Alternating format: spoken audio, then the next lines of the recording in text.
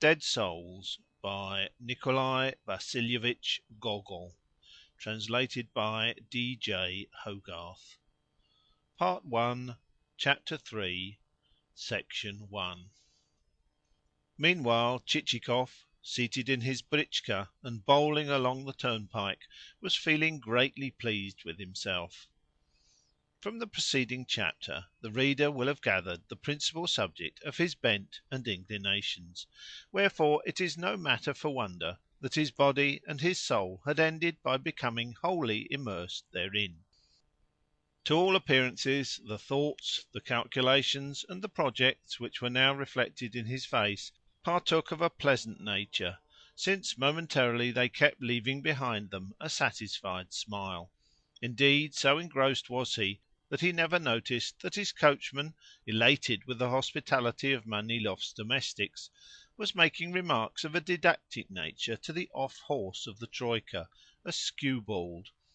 This skewbald was a knowing animal, and made only a show of pulling, whereas its comrades, the middle horse, a bay, and known as the assessor, owing to his having been acquired from a gentleman of that rank, and the near horse, a roan, would do their work gallantly, and even evince in their eyes the pleasure which they derived from their exertions. "Ah, you rascal, you rascal! I'll get the better of you!"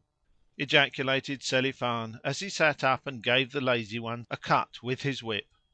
"You know your business all right, you German pantaloon.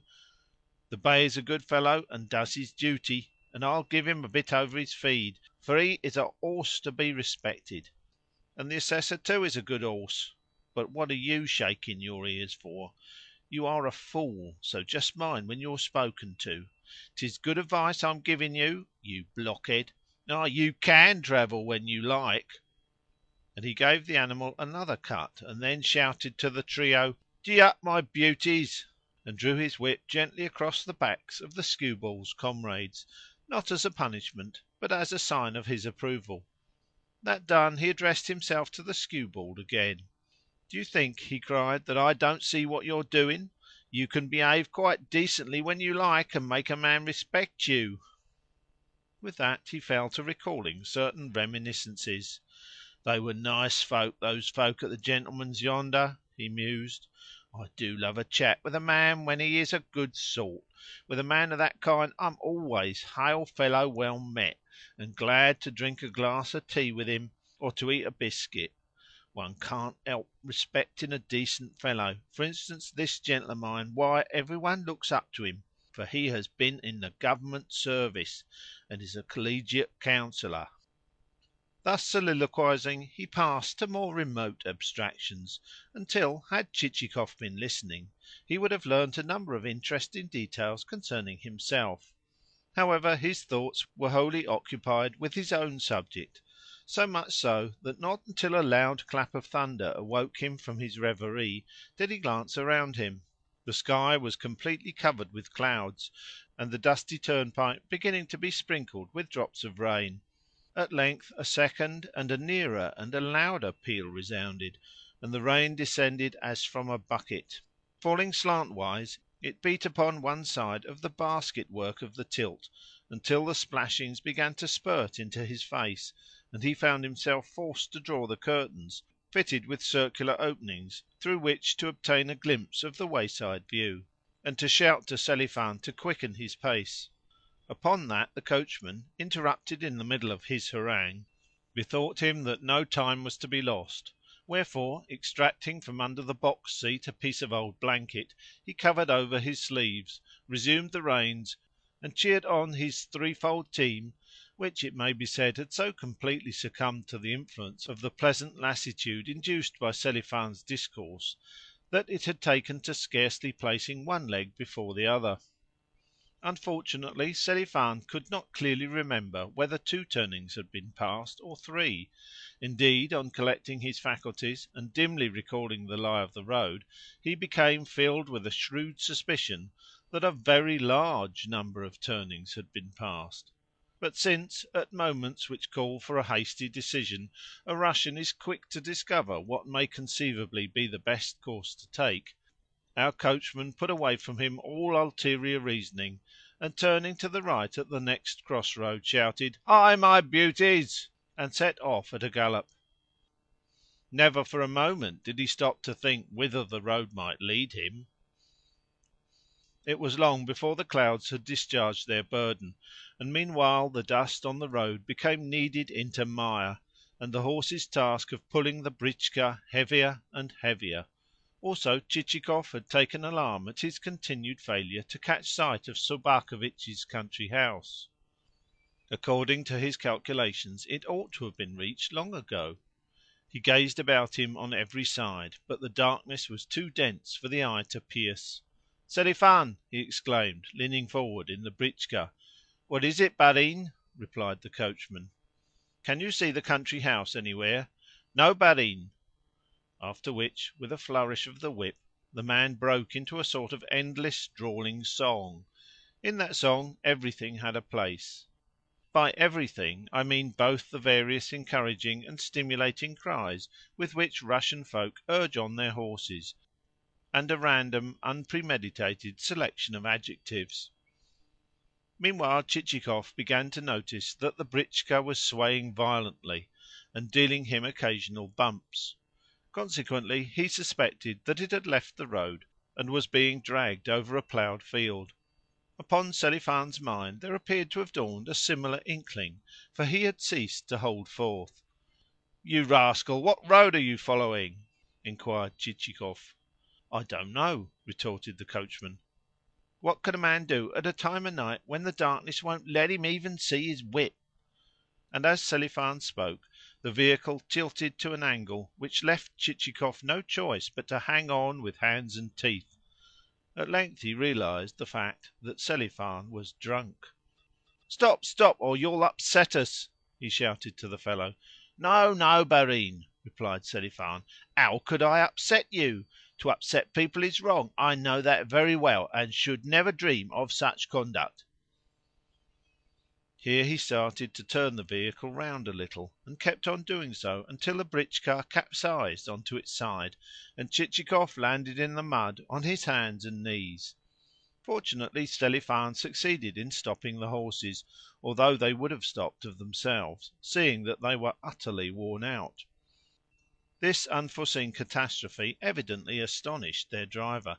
Slipping from the box, he stood resting his hands against the side of the britchka, while Chichikov tumbled and floundered about in the mud, in a vain endeavour to wriggle clear of the stuff.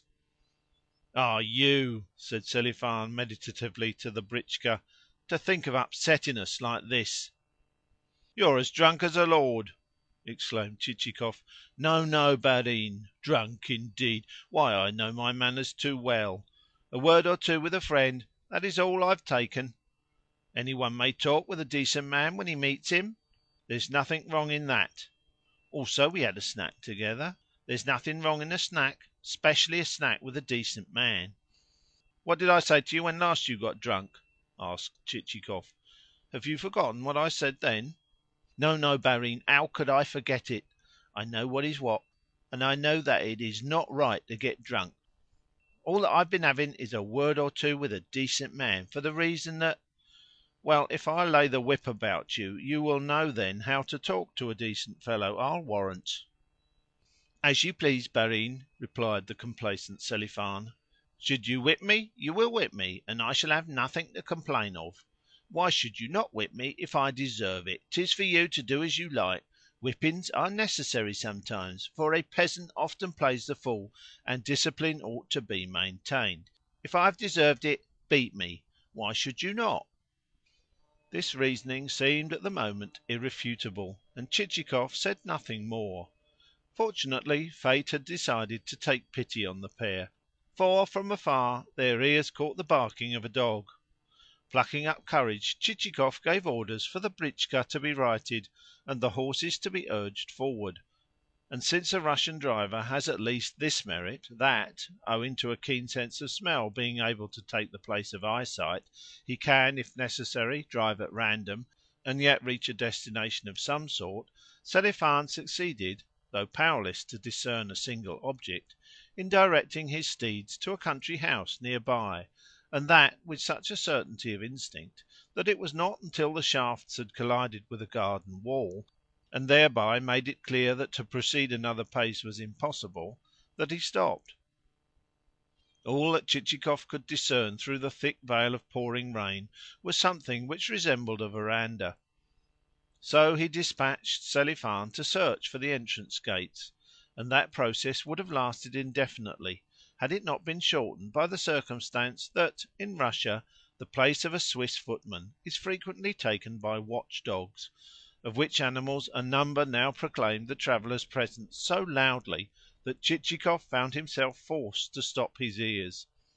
Next a light gleamed in one of the windows and filtered in a thin stream to the garden wall, thus revealing the whereabouts of the entrance gates; whereupon Selifan fell to knocking at the gates until the bolts of the house door were withdrawn, and there issued therefrom a figure clad in a rough cloak. "Who is that knocking? What have you come for?" shouted the hoarse voice of an elderly woman. "We are travellers, good mother," said Chichikov. "Pray allow us to spend the night here." "Out upon you for a pair of gadabouts!" retorted the old woman. "A fine time of night to be arriving! We don't keep an hotel, mind you. This is a lady's residence." "But what are we to do, mother? We have lost our way, and cannot spend the night out of doors in such weather." "No, we cannot. The night is dark and cold," added Selifan. "Hold your tongue, you fool!" exclaimed Chichikov. "Who are you, then?" inquired the old woman. "A dvorianin, good mother." Somehow the word dvorianin seemed to give the old woman food for thought. "Wait a moment," she said, "and I'll tell the mistress." 2 minutes later she returned with a lantern in her hand. The gates were opened, and a light glimmered in a second window. Entering the courtyard, the britchka halted before a moderate sized mansion. The darkness did not permit of very accurate observation being made, but, apparently, the windows only of one half of the building were illuminated, while a quagmire in front of the door reflected the beams from the same. Meanwhile the rain continued to beat sonorously down upon the wooden roof, and could be heard trickling into a water butt; nor for a single moment did the dogs cease to bark with all the strength of their lungs. One of them, throwing up its head, kept venting a howl of such energy and duration that the animal seemed to be howling for a handsome wager; while another, cutting in between the yelpings of the first animal, kept restlessly reiterating, like a postman's bell, the notes of a very young puppy. Finally, an old hound, which appeared to be gifted with a peculiarly robust temperament, kept supplying the part of contrabasso, so that his growls resembled the rumbling of a bass singer when a chorus is in full cry, and the tenors are rising on tiptoe in their efforts to compass a particularly high note, and the whole body of choristers are wagging their heads before approaching a climax, and this contrabasso alone is tucking his bearded chin into his collar and sinking almost to a squatting posture on the floor, in order to produce a note which shall cause the windows to shiver and their panes to crack. Naturally, from a canine chorus of such executants, it might reasonably be inferred that the establishment was one of the utmost respectability. To that, however, our damp cold hero gave not a thought, for all his mind was fixed upon bed. Indeed, the britchka had hardly come to a standstill before he leapt out upon the doorstep, missed his footing, and came within an ace of falling. To meet him there issued a female, younger than the first, but very closely resembling her, and on his being conducted to the parlour, a couple of glances showed him that the room was hung with old striped curtains, and ornamented with pictures of birds and small antique mirrors, the latter set in dark frames which were carved to resemble scrolls of foliage. Behind each mirror was stuck either a letter or an old pack of cards or a stocking, while on the wall hung a clock with a flowered dial. More, however, Chichikov could not discern, for his eyelids were as heavy as though smeared with treacle. Presently the lady of the house herself entered, an elderly woman in a sort of nightcap, hastily put on, and a flannel neck wrap. She belonged to that class of lady landowners who are for ever lamenting failures of the harvest and their losses thereby; to the class who, drooping their heads despondently, are all the while stuffing money into striped purses, which they keep hoarded in the drawers of cupboards. Into one purse they will stuff rouble pieces, into another half roubles, and into a third tchetvertachki, although from their mien you would suppose that the cupboard contained only linen and nightshirts and skeins of wool, and the piece of shabby material which is destined, should the old gown become scorched during the baking of holiday cakes and other dainties, or should it fall into pieces of itself, to become converted into a new dress. But the gown never does get burnt or wear out, for the reason that the lady is too careful; wherefore the piece of shabby material reposes in its unmade up condition until the priest advises that it be given to the niece of some widowed sister, together with a quantity of other such rubbish. Chichikov apologized for having disturbed the household with his unexpected arrival. "Not at all, not at all," replied the lady. "But in what dreadful weather God has brought you hither! What wind and what rain! You could not help losing your way. Pray excuse us for being unable to make better preparations for you at this time of night." Suddenly there broke in upon the hostess's word the sound of a strange hissing, a sound so loud that the guest started in alarm, and the more so, seeing that it increased until the room seemed filled with adders. On glancing upwards, however, he recovered his composure, for he perceived the sound to be emanating from the clock, which appeared to be in a mind to strike. To the hissing sound there succeeded a wheezing one, until, putting forth its best efforts, the thing struck two with as much clatter as though some one had been hitting an iron pot with a cudgel. That done, the pendulum returned to its right left oscillation. Chichikov thanked his hostess kindly, and said that he needed nothing, and she must not put herself about. Only for rest was he longing, though also he should like to know whither he had arrived, and whether the distance to the country house of landowner Sobakevitch was anything very great. To this the lady replied that she had never so much as heard the name, since no gentleman of the name resided in the locality. "But at least you are acquainted with landowner Manilov?" continued Chichikov. "No. Who is he?" "Another landed proprietor, madam." "Well, neither have I heard of him. No such landowner lives hereabouts." "Then who are your local landowners?"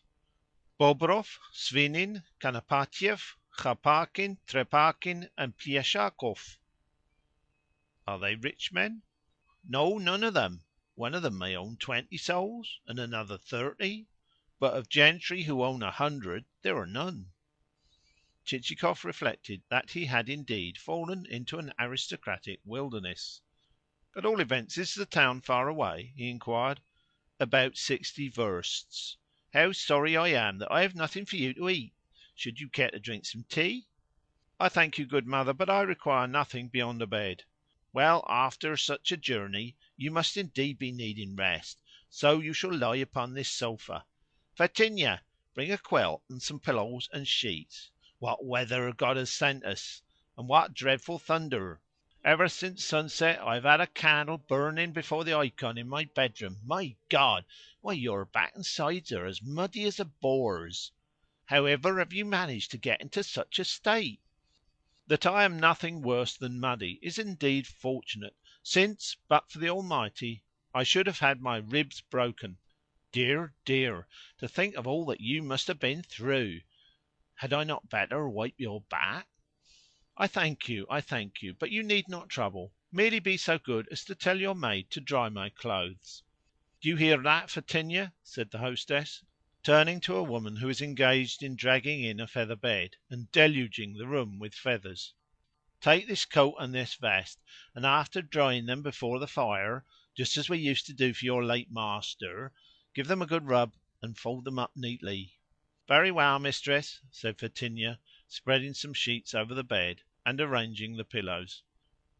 "Now your bed is ready for you," said the hostess to Chichikov. "Good night, dear sir. I wish you good night. Is there anything else that you require?" Perhaps you would like to have your heels tickled before retiring to rest? Never could my late husband get to sleep without that having been done." But the guest declined the proffered heel tickling, and, on his hostess taking her departure, hastened to divest himself of his clothing, both upper and under, and to hand the garments to Fetinia. She wished him good night, and removed the wet trappings. After which he found himself alone. Not without satisfaction did he eye his bed, which reached almost to the ceiling. Clearly Fetinia was a past mistress in the art of beating up such a couch, and, as the result, he had no sooner mounted it with the aid of a chair than it sank well nigh to the floor, and the feathers, squeezed out of their proper confines, flew hither and thither into every corner of the apartment. Nevertheless he extinguished the candle, covered himself over with the chintz quilt, snuggled down beneath it, and instantly fell asleep. Next day it was late in the morning before he awoke. Through the window the sun was shining into his eyes, and the flies, which overnight had been roosting quietly on the walls and ceiling, now turned their attention to the visitor. One settled on his lip, another on his ear, a third hovered as though intending to lodge in his very eye, and a fourth had the temerity to alight just under his nostrils. In his drowsy condition he inhaled the latter insect, sneezed violently, and so returned to consciousness.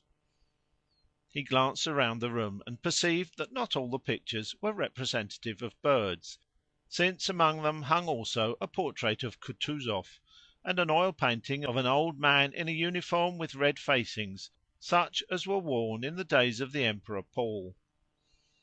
At this moment the clock uttered its usual hissing sound, and struck 10, while a woman's face peered in at the door, but at once withdrew, for the reason that, with the object of sleeping as well as possible, Chichikov had removed every stitch of his clothing. Somehow the face seemed to him familiar, and he set himself to recall whose it could be. At length he recollected that it was the face of his hostess. His clothes he found lying, clean and dry, beside him, so he dressed and approached the mirror, meanwhile sneezing again with such vehemence that a cock which happened at the moment to be near the window, which was situated at no great distance from the ground, chuckled a short, sharp phrase. Probably it meant, in the bird's alien tongue, "Good morning to you." Chichikov retorted by calling the bird a fool, and then himself approached the window to look at the view. It appeared to comprise a poulterer's premises. At all events, the narrow yard in front of the window was full of poultry and other domestic creatures, of game fowls and barn door fowls, with among them a cock which strutted with measured gait, and kept shaking its comb and tilting its head as though it were trying to listen to something. Also a sow and her family were helping to grace the scene. First she rooted among a heap of litter; then, in passing, she ate up a young pullet; lastly, she proceeded carelessly to munch some pieces of melon rind. To this small yard or poultry run a length of planking served as a fence, while beyond it lay a kitchen garden containing cabbages, onions, potatoes, beetroots, and other household vegetables. Also the garden contained a few stray fruit trees that were covered with netting to protect them from the magpies and sparrows, flocks of which were even then wheeling and darting from one spot to another. For the same reason a number of scarecrows with outstretched arms stood reared on long poles, with, surmounting one of the figures, a cast-off cap of the hostess's. Beyond the garden again there stood a number of peasants' huts. Though scattered, instead of being arranged in regular rows, these appeared to Chichikov's eye to comprise well-to-do inhabitants, since all the rotten planks in their roofing had been replaced with new ones, and none of their doors were askew, and such of their tilt sheds as faced him evinced evidence of a presence of a spare waggon, in some cases almost a new one. "This lady owns by no means a poor village," said Chichikov to himself. Wherefore he decided then and there to have a talk with his hostess, and to cultivate her closer acquaintance. Accordingly he peeped through the chink of the door, whence her head had recently protruded, and seeing her seated at a tea table, entered and greeted her with a cheerful, kindly smile. "Good morning, dear sir," she responded as she rose. "How have you slept?" She was dressed in better style than she had been on the previous evening. That is to say, she was now wearing a gown of some dark colour, and lacked her nightcap, and had swathed her neck in something stiff. "I have slept exceedingly well," replied Chichikov, seating himself upon a chair. "And how are you, good madam?" "But poorly, my dear sir." "And why so?" "Because I cannot sleep. A pain has taken me in my middle, and my legs, from the ankles upwards, are aching as though they were broken." "That will pass, that will pass, good mother. You must pay no attention to it." "God grant that it may pass. However, I've been rubbing myself with lard and turpentine." "What sort of tea will you take?" "In this jar I have some of the scented kind." "Excellent, good mother. Then I will take that." Probably the reader will have noticed that for all his expressions of solicitude, Chichikov's tone towards his hostess partook of a freer, a more unceremonious nature than that which he had adopted towards Madam Manilov. And here I should like to assert that howsoever much, in certain respects, we Russians may be surpassed by foreigners, at least we surpass them in adroitness of manner. In fact, the various shades and subtleties of our social intercourse defy enumeration.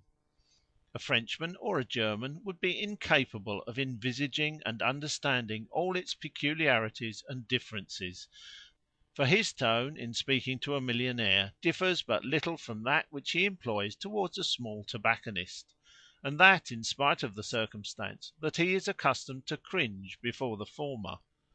With us, however, things are different. In Russian society there exist clever folk who can speak in one manner to a landowner possessed of 200 peasant souls, and in another to a landowner possessed of 300, and in another to a landowner possessed of 500. In short, up to the number of 1,000,000 souls, the Russian will have ready for each landowner a suitable mode of address. For example, suppose that somewhere there exists a government office, and that in that office there exists a director. I would beg of you to contemplate him as he sits among his myrmidons. Sheer nervousness will prevent you from uttering a word in his presence, so great are the pride and superiority depicted on his countenance. Also, were you to sketch him, you would be sketching a veritable Prometheus, for his glance is as that of an eagle, and he walks with measured, stately stride. Yet no sooner will the eagle have left the room to seek the study of his superior officer than he will go scurrying along, papers held close to his nose, like any partridge. But in society, and at the evening party, should the rest of those present be of lesser rank than himself, the Prometheus will once more become Prometheus, and the man who stands a step below him will treat him in a way never dreamt of by Ovid, seeing that each fly is of lesser account than its superior fly, and becomes in the presence of the latter even as a grain of sand.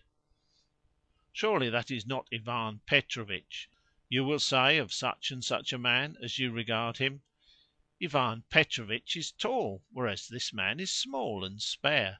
Ivan Petrovitch has a loud deep voice and never smiles, whereas this man, whoever he may be, is twittering like a sparrow and smiling all the time.